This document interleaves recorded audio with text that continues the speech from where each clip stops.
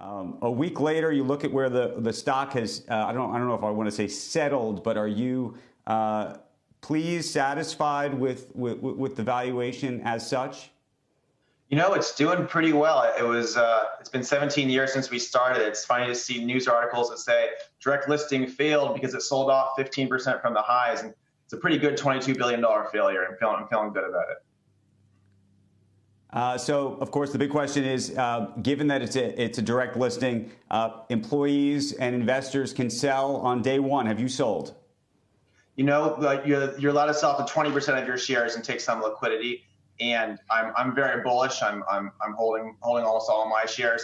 You know, a lot of my friends, when we built this company, were also in their early 20s. A lot of them have sold and bought houses, and I'm really happy to see a lot of childhood friends who are very wealthy now. It's really awesome. The big question in terms of just valuation, and I'm curious if you could just speak to this, and we talked obviously last week to your co-founder about this, but given that the company still isn't profitable, I know it's profitable on an operating basis, but it's still not a profitable company. How do you think about that path to profitability? And especially, how do you think about the concentration of revenue, meaning that most of the revenue is coming from a small number of clients right now? You know, I think this is one of those things that you kind of model and you map out, and you see, you know, it's growing at over 40%. And you see the margins have gone up dramatically the last few years. And as you noted, it's operating cash flow positive. You know, obviously not quite EBITDA given how much equity it gave out this year. But, you know, the fact is it's still attracting the very top talents. And as long as it's attracting that talent and the margins are going up, you can map this out. It's very clear, you know, very good chance to be a very profitable company in the next few years. Joe, you talk about the Palantir attracting top talent. I want to talk about talent in the Valley right now, because I think there's a huge debate around the culture of these companies, what they represent. Brian Armstrong, the CEO of Coinbase, put out a memo that's causing quite some controversy. I love that memo. I retweeted it. Totally agree.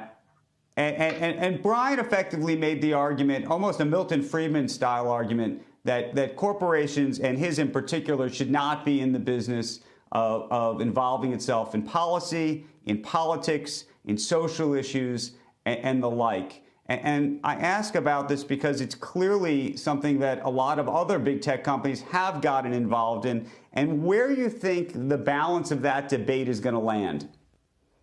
You know, the social issues, the policies that the companies themselves are involved in should be the ones that are relevant to their mission. You know, I think Cart put it really well, that it's not the job of Silicon Valley to decide on policy. You know, Palantir itself obviously is the ultimate privacy engine and enforces every policy, make sure you watch the watchers, but it's not Palantir's job, you know, to decide exactly what the rules should be. They should help people do the best they can within the rules. And, you know, we invest in a lot of different types of companies. I work with, you know, Palantir has a lot of engineers. It probably has more people on the moderate left than it does on the right. I work with people on both sides.